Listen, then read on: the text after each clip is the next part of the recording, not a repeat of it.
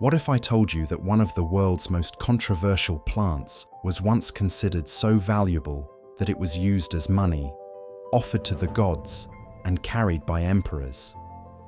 Today, most people know coca as the source of cocaine. But for thousands of years before modern chemistry, this small green leaf helped entire civilizations survive life high in the Andes. Its true story is far older, richer, and far more surprising than you might imagine.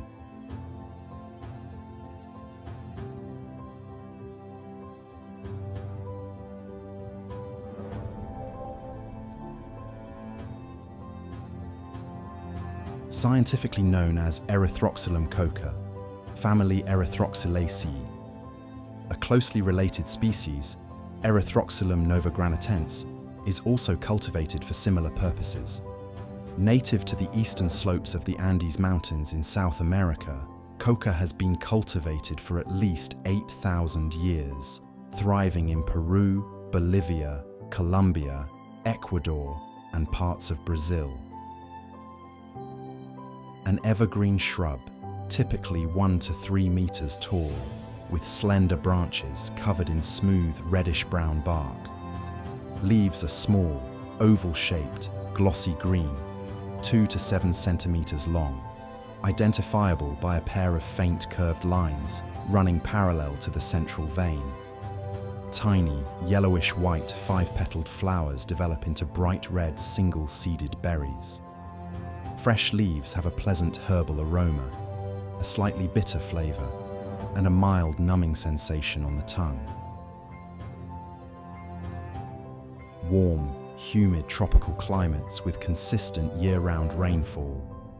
Flourishes on lower eastern mountain slopes with misty forests, fertile soils, and moderate temperatures rather than the highest Andean peaks. Young plants benefit from partial shade before adapting to more direct sunlight as they mature. Regular pruning encourages fresh growth. A single shrub can remain productive for decades. Traditionally chewed with a natural alkaline substance, lime or plant ash, to slowly release stimulating alkaloids that reduce fatigue, suppress hunger, and improve endurance at altitude. Also consumed as coca tea for altitude discomfort and used in traditional medicine for digestive problems, toothaches, muscle pain, and exhaustion. Considered sacred, used in ceremonies and offerings, and shared as a symbol of friendship and hospitality. Contains many alkaloids including cocaine, but at low concentration. Purified cocaine requires an extensive industrial chemical process. Modern medicine still uses purified cocaine as a local anesthetic in some ear, nose, and throat procedures. Archaeological evidence shows Andean peoples chewing coca at least 8,000 years ago.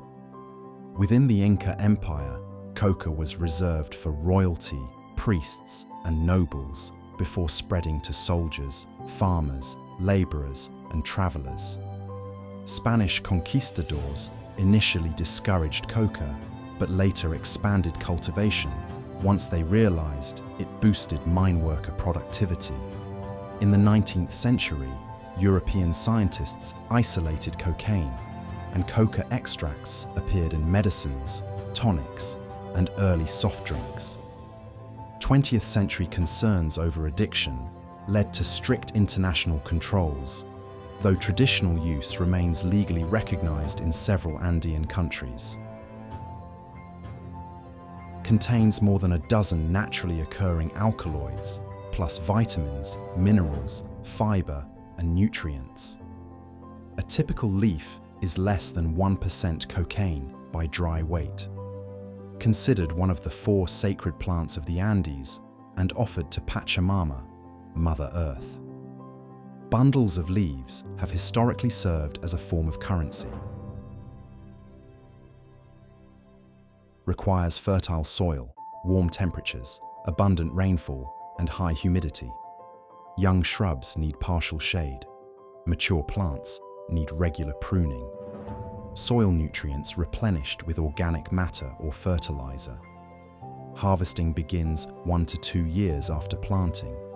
Leaves can be hand-picked 3 to 6 times a year, with mature leaves removed and young shoots left untouched.